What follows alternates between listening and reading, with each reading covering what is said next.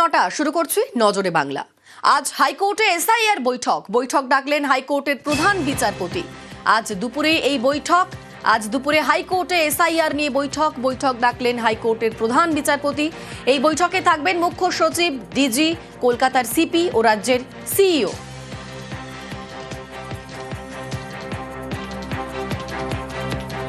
এর আগে শুনানিতে সুপ্রিম কোর্ট জানিয়েছিল যে প্রয়োজন হলে আরও বিচারক নিয়োগ করা যেতে পারে এই এসআইআর বিচারে।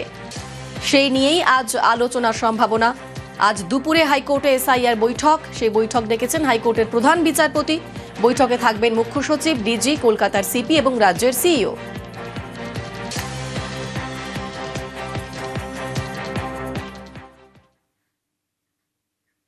মাধ্যমিক পাশের শংসাপত্রের সঙ্গে নথি হিসাবে গ্রহণ করতে হবে অ্যাডমিট কার্ড।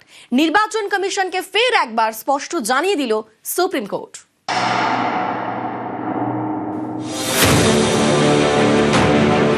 পশ্চিমবঙ্গে এসআইআর এর বৈধ নথি হিসেবে মাধ্যমিকের অ্যাডমিট কার্ড নিতে হবে, আগেই জানিয়ে দিয়েছে সুপ্রিম কোর্ট।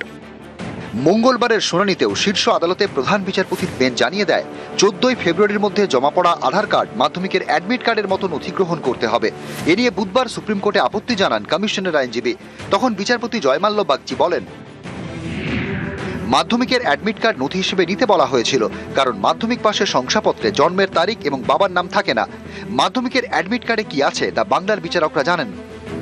তখন নির্বাচন কমিশনের আইনজীবী বলেন, আধার কার্ডের মতো মাধ্যমিকের অ্যাডমিট কার্ড ব্যবহার করা যেতে পারে না।